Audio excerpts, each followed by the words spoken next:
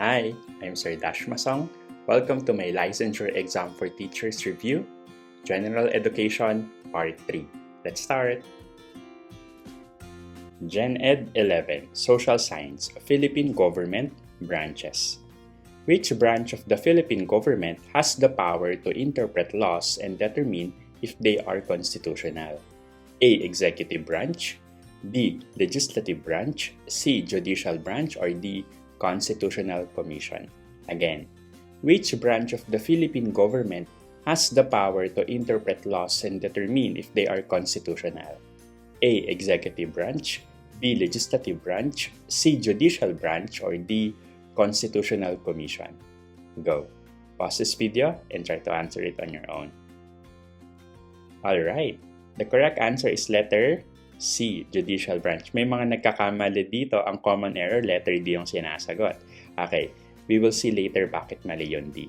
Number 1, it's very important to recall na yung Philippine government, meron tayong 3 co-equal branches, based on the principle of separation of powers. Ano-ano yun? Yung executive, legislative, tsaka judicial branches. Yung judicial branch, sila yung headed by the Supreme Court. It has the power of judicial review, the authority to interpret laws and determine whether they are constitutional. Yung executive branch naman, headed by the President, sila yung nag-i-enforce at nag-i-implement ng law.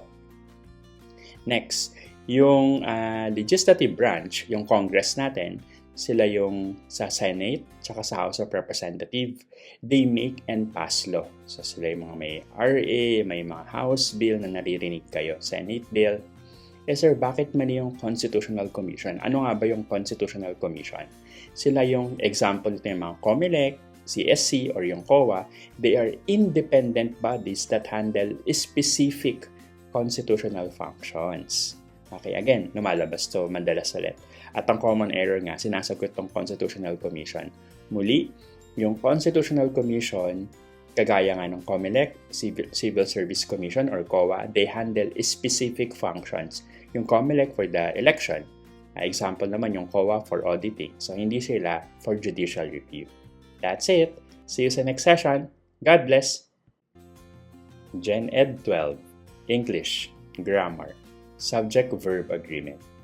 Either the principal or the teachers blank responsible for the student's safety. A is, B was, C has been, or D are. Again, either the principal or the teachers blank responsible for the student's safety. A is, B was, C has been, or D are. Pause this video and try to answer it on your own. Go. Alright, the correct answer is are. Sir Dash, bakit are? Maraming nalilito dito kapag naririnig yung word na either or either. So sa English grammar, when a sentence uses the correlative conjunction either or either or, the verb must agree with the subject that is closest to it. Take note of that. Closest to it. Okay? So ano ibig sabihin na to? In the sentence, the subject closest to the verb is teachers, which is plural. So the verb must also be plural. So the present tense plural form ay are. So siya yung correct choice because the statement expresses a general truth naman or current responsibility. Madalas tong tinatanong sa LET to identify yung correct verb form in a sentence with compound subjects joined by or. O di kaya minsan nor naman. Okay, sir, bakit mali yung A, B, C? As mentioned, mali yung is kasi ito ay for singular. Yung closest subject ay teachers, which is plural, So, the verb must be plural. Sir Dash, paano kung babalik na rin yung tanong? For example, either the teachers or the principal blank responsible. Kapag binaliktad yung subject na naging either the teachers or the principal blank responsible, since singular na yung principal na closest dun sa verb, hence, ang sagot na ay is. Take note of that. Bakit mali yung was? Kasi past tense dun. Hindi naman nagsasuggest ng past event yung statement. C, has been. Mali rin to kasi it's a singular present perfect. So, hindi siya yung tama na para dito.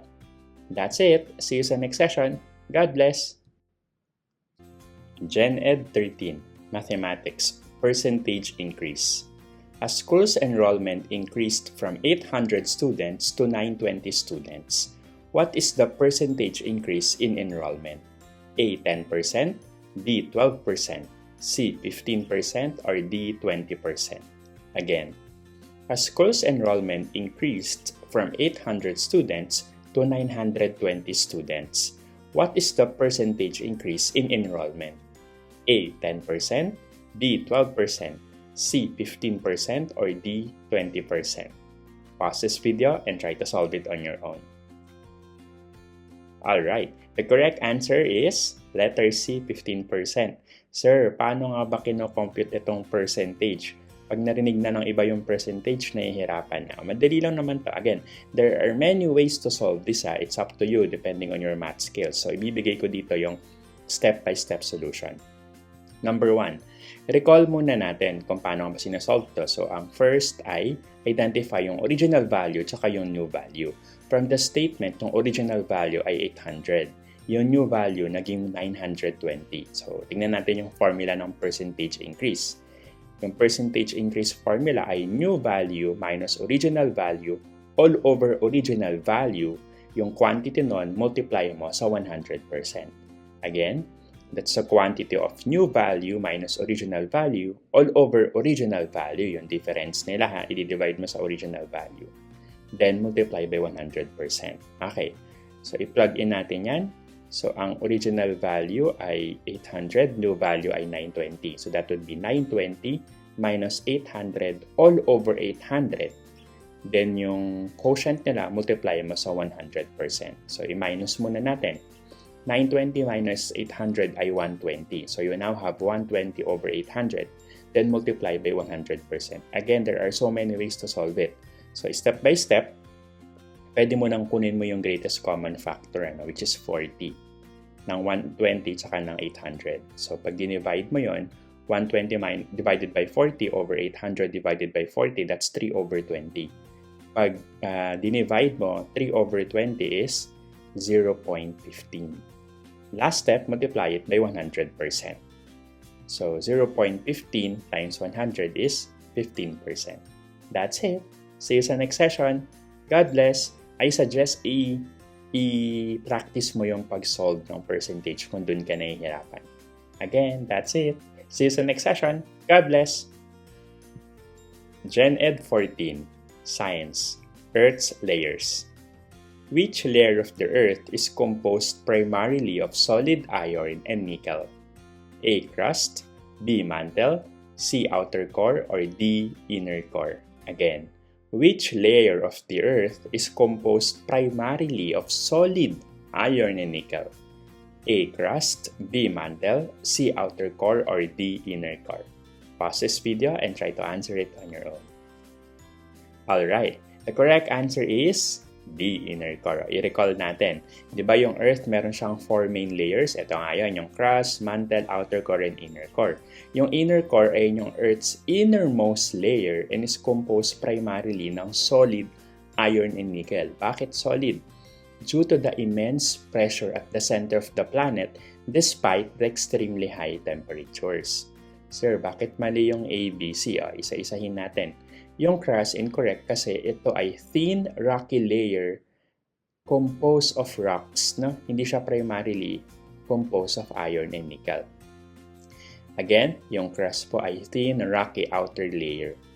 Yung mantle naman, ito ay composed of semi-solid silicate rocks, rich naman in magnesium and iron. Hindi rin siya primarily solid iron and nickel. Lastly, yung outer core, actually, it is made up of iron and nickel pero nasa liquid state.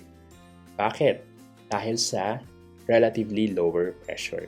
That's it. See you sa next session. God bless. Gen Ed 15, Filipino. Panitikan, uri ng tula.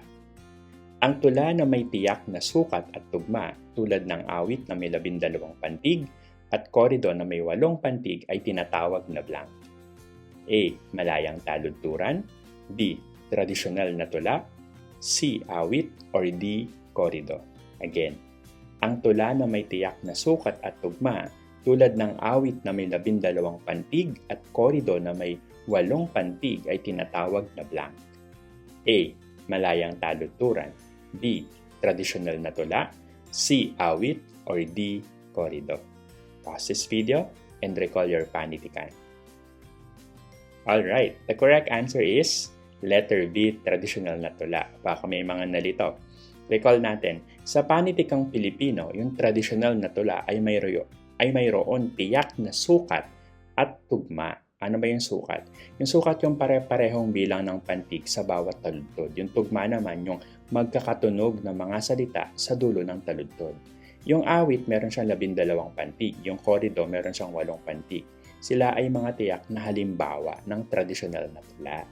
Okay, bakit mali yung A, C, and D? Yung malayang taludturan kasi, again, mali ito. Bakit? Kasi ito ay walang sukat at walang tugma. So, hindi ito yung tamang sagot. Kaya nga tinawag siyang malayang taludturan. Next, yung awit naman, mali rin ito kasi ang awit ay isang tiyak na uri ng tradisyonal na tula na may 12 pantig bawat taludtod. Ngunit pag binalikan mo yung tanong, ang tanong ay tumutukoy sa pangkalahatang kategorya, hindi sa tiyak na uri. Next, yung korido, mali rin kasi ito rin ay isang tiyak na uri ng tradisyonal na tula na may 8 pantig naman bawat taludtod. Ngunit ang tanong ulit ay tumutukoy sa pangkalahatang kategorya. So the correct answer is D, traditional na tula. That's it. See you sa next session. God bless! #sana makatulong. If you want a free digital copy of this reviewer, pinamimigay ko po ng libre. Paano? Just comment to this YouTube video, free reviewer, and I will send you the link. For more reviewers, please visit my social media account. Feel free to subscribe sa Dash Academy. Available sa YouTube, Facebook, and TikTok. Sa YouTube, maganda kasi meron dong playlist. Puntahan mo lang dun yung Let Reviewers or Prof. Ed and Gen Ed Reviewers. Nilagay ko na sa isang playlist lahat. That's it. See you sa next session. God bless!